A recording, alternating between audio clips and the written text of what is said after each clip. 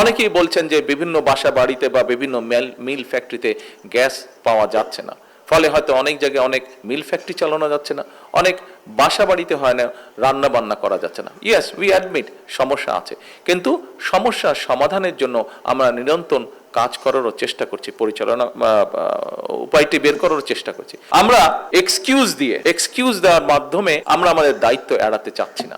আপনারা নিশ্চয়ই দেখেছেন, গতকালকে পেপারে এসছে, দেখেছেন যে আমরা পার্শ্ববর্তী দেশ মায়ানমার থেকে গ্যাস আনার জন্য আলোচনা এরই মধ্যে শুরু করেছে। গতকাল সন্ধ্যার সময় পেট্রোনাস কোম্পানি জুম মিটিং এ তারা মোটামুটি ভাবে কথাবার্তা কমপ্লিট হয়েছে। আগামী অক্টোবরের মধ্যে তারা আমাদেরকে সেইভাবে গ্যাস দেওয়ার চেষ্টা করবে যাতে আমরা আমাদের মিল ফ্যাক্টরিগুলোতে গ্যাস সরবরাহ করতে পারি। আমরা জানি যে বিশেষ করে জ্বালানি খাতে তেল বা গ্যাস এইসব বিষয়, বিদ্যুৎ এইসব বিষয়ে জনগণ সমস্যার মধ্যে দিয়ে যাচ্ছেন। কিন্তু এই যে জ্বালানিটা দিয়ে আমি শুরু করলাম, কারণ এই মুহূর্তে জ্বালানির কথাই বলুন, গ্যাসের কথাই বলুন, এই সব ক্ষেত্রে আমরা জানি দেশের বিভিন্ন প্রান্তে বহু মানুষ এই সকল ভোগান্তি পোহাচ্ছেন এগুলা। তো এখন এই বিষয়গুলোকে অবশ্যই আমাদের অ্যাড্রেস করতে হবে। কিন্তু এই কথাটাও সত্য যে কিভাবে আমরা যদি শুধু জ্বালানি খাতের কথাই চিন্তা করি, কিভাবে ফ্যাসিবাদী স্বৈরাচার এই জ্বালানি খাতটাকে তাদের পকেট ভারী করার একটি খাত হিসাবে তারা এটাকে বিবেচনা করেছিল।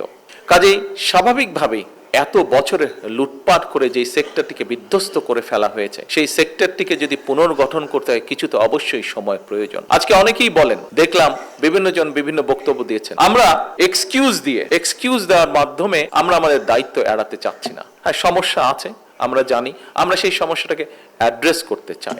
অনেকেই বলছেন যে বিভিন্ন বাসা বাড়িতে বা বিভিন্ন মিল ফ্যাক্টরিতে গ্যাস পাওয়া যাচ্ছে না, ফলে হয়তো অনেক জায়গায় অনেক মিল ফ্যাক্টরি চালানো যাচ্ছে না, অনেক বাসা বাড়িতে হয় না রান্না বান্না করা যাচ্ছে না। ইয়েস, উই অ্যাডমিট সমস্যা আছে, কিন্তু সমস্যার সমাধানের জন্য আমরা নিরন্তর কাজ করারও চেষ্টা করছি, পরিচালনা উপায়টি বের করার চেষ্টা করছি। আপনারা নিশ্চয়ই দেখেছেন, গতকালকে পেপারে এসছে, দেখেছেন যে আমরা পার্শ্ববর্তী দেশ মায়ানমার থেকে গ্যাস আনার জন্য আলোচনা এরই মধ্যে শুরু করেছি। শুধু এটিই নয়, আমরা কিছুদিন আগে আপনাদের খেয়াল আছে যে আমি মালয়েশিয়া এবং চায়নাতে গিয়েছিলাম। মালয়েশিয়াতে আমি ওখানে যে আছে পেট্রোনাস একটি তাদের কোম্পানি আছে, সেই কোম্পানির সাথে আমরা আলোচনা করেছি। সেই কোম্পানি একটি কাজ করে থাকে, ওটার টেকনিক্যাল নামটা আমি মনে করতে পারছি না এই মুহূর্তে। তারা যেটি করে, পেট্রোনাস কোম্পানি এটি তারা পুরো ইন্দোনেশিয়াতে তারা করছে এবং জাপানের সাথেও তারা এটি চুক্তি করেছে, আগামী 20 বছর তারা জাপানকে সহযোগিতা দেবে। সেটি হচ্ছে কন্টেনারের মধ্যে করে তারা গ্যাস নিয়ে যায়, এলএনজি গ্যাস তারা নিয়ে যায়। আমরা তাদের সাথে কথা বলেছি এবং একটু সময় লাগার কারণে গত সপ্তাহে আমি নিজে প্রাইম মিনিস্টার আনোয়ার ইব্রাহিমের সাথে ফোনে কথা বলেছি যে উনি আমাদেরকে এই ব্যাপারে সহযোগিতা করতে পারেন কিনা, এবং উনি তখন আমাকে ফোনে বললেন যে আমি আগামীকাল কি তাদের সাথে কথা বলছি এবং আমরা দেখব কত দ্রুত বাংলাদেশকে কিভাবে সহযোগিতা করা যায়। গত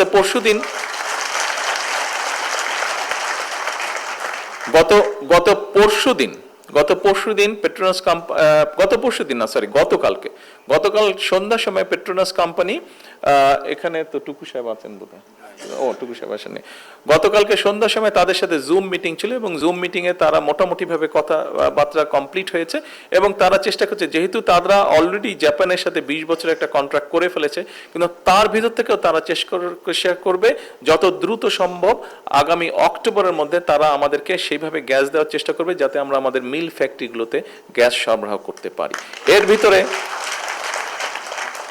এর ভিতরে আমরা চেষ্টা করছি যে একইভাবে আরো কিছু এইভাবে নিয়ে এসে আমাদের প্রায় 8টার মতন আমাদের বিদ্যুৎ কেন্দ্র আছে, যেই বিদ্যুৎ কেন্দ্রগুলোতে যদি আমরা গ্যাস সরবরাহ করতে পারি সাথে সাথে, তাহলে আগামী 3-4 ঘন্টার মধ্যে এগুলাতে যদি গ্যাস কানেকশন দেওয়া যায় 3 থেকে 4 ঘন্টার মধ্যে আমরা 4000 মেগাওয়াট বিদ্যুৎ আমরা গ্রিড লাইনে সংযুক্ত করতে পারবো। এটাও কিভাবে করা যায় সেটিরও আমরা চেষ্টায় আছি।